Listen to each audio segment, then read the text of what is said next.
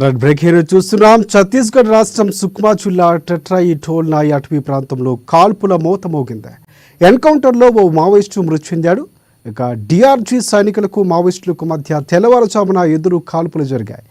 ఇక ఎన్కౌంటర్లో మృతుల సంఖ్య పెరిగే అవకాశం ఉన్నట్లు తెలుస్తోంది. ఎన్కౌంటర్లకు సంబంధించి సుక్మా జిల్లా ఎస్పీ కిరణ్ చవాన్ ధృవీకరించారు.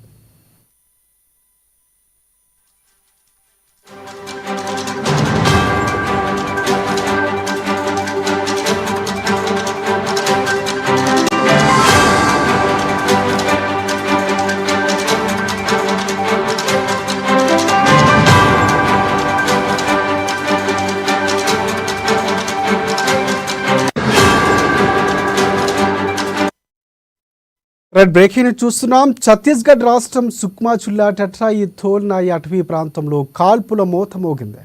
ఎన్కౌంటర్లో ఓ మావోయిస్టు మృతి చెందాడు. డిఆర్జీ సైనికులకు మావోయిస్టులకు మధ్య తెల్లవారుజామున ఎదురు కాల్పులు జరిగాయి.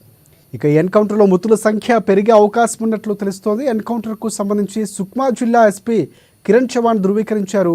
దీనికి సంబంధించి పూర్తి అప్డేట్స్ అందించేందుకు మా ప్రతినిధి శ్రీనివాసరావు మనకి భద్రాద్రి కొత్తగూడెం నుంచి అందుబాటులో ఉన్నారు ఫోన్ లైన్లో. ఎస్ చెప్పండి శ్రీనివాస్, దీనికి సంబంధించి పూర్తి అప్డేట్స్ అండి. Thank you Rajasekhar. గత కొద్ది రోజులుగా జరుగుతున్నటువంటి ఎన్కౌంటర్ల పరంపర ఏదైతే ఉందో ఛత్తీస్గఢ్ లోని సుక్మా జిల్లా టెట్రాయి టోల్ నాయి అటవీ ప్రాంతంలో ఈ రోజు ఉదయం నుండి డిఆర్జీ పోలీసు బలగాలకు అలాగే మావోయిస్టులకు ఎదురు కాల్పులు జరిగినటువంటి సంఘటన ఉంది. అయితే ఈ ఎన్కౌంటర్ ఇంకా కొనసాగుతూ ఉంది. ఈ ఎన్కౌంటర్ లో ఒక నక్సలైట్ చనిపోయినట్టుగా తెలుస్తోంది. ఇంకా పూర్తి వివరాలు తెలియాల్సి ఉంది. మృతుల సంఖ్య కూడా ఇంకా ఎక్కువగా పెరిగేటువంటి అవకాశం కూడా ఉందని చెప్తున్నారు. ఆ యొక్క ఘటనా స్థలంలో ఈ యొక్క మావోయిస్టు స్థావరం కూడా ఉన్నట్లు కూడా మనకి సమాచారం అందుతుంది. Rajasekhar, yes okay. అంటే ప్రధానంగా దీనికి సంబంధించి ధృవీకరించిన నేపథ్యంలో ఏ అంశాలు ప్రస్తావించినటువంటి పరిస్థితి కనిపిస్తుంది? ఎందుకంటే వరుసగా ఎన్నికలు జరుగుతున్న వేళ తెలంగాణ సరిహద్దు ప్రాంతాలు కానీ లేకపోతే ఛత్తీస్గఢ్ లాంటి ప్రాంతాలు వరుసగా జరుగుతున్నటువంటి పరిస్థితి. సో ఇక్కడ మరింత బరగాలు మోహరించే అవకాశం ఏమైనా కనిపిస్తుందా ప్రభుత్వం నుంచి? అంటే ఇప్పుడు జరుగుతున్నటువంటి పార్లమెంటు ఎన్నికలు ఏదైతే ఉందో ఈ యొక్క పార్లమెంటు ఎన్నికలు ఇంకా జరగాల్సి ఉన్నటువంటి నేపథ్యంలో ఈ యొక్క పోలీసు బలగాలు మాత్రం ఈ యొక్క భద్రతా బలగాలు అలాగే ఈ యొక్క ఎన్కౌంటర్ల పరంపర కొనసాగుతున్న నేపథ్యంలో మావోయిస్టులకు ఈ యొక్క పోలీసు బలగాలకు ఎన్కౌంటర్ ఇంకా జరుగుతూనే ఉన్నాయి.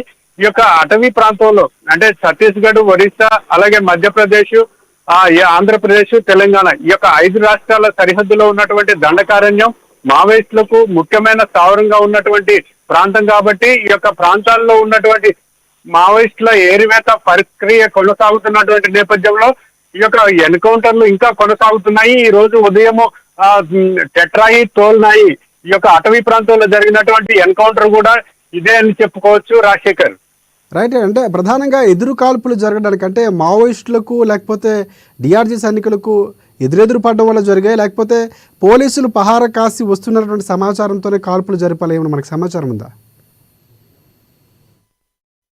మావోయిస్టులు ఏరువేత కార్యక్రమానికి ఈ యొక్క పోలీసు బలగాలు అక్కడికి ప్రాంతంలో జల్లెడ పడుతున్నటువంటి నేపథ్యంలో మావోయిస్టులు తారసపడ్డటువంటి పరిస్థితి ఎదురైంది.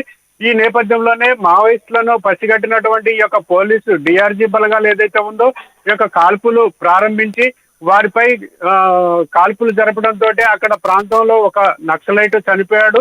మిగతా ఇంకా నక్సలైట్లు కూడా చనిపోయేటువంటి అవకాశం ఉంది. ఇంకా మృతుల సంఖ్య పెరిగే అవకాశం కూడా ఉంది. ఆ ప్రాంతంలో మావోయిస్టులకు సంబంధించినటువంటి ఈ యొక్క స్థావరం కూడా ఏర్పాటు చేసుకున్నట్టు కూడా తెలుస్తుంది. ఆ ప్రాంతంలో ఉన్నటువంటి ఈ యొక్క స్థావరంలో మందుగుండు సామాగ్రి ఇంకా ఇతర విప్లవ సామాగ్రి అలాగే స్వాధీనం చేసుకున్నటువంటి అవకాశం కూడా ఉన్నట్లుగా సమాచారం అందుతుంది. Rajasekhar, right. Thanks for updates Srinivasarao.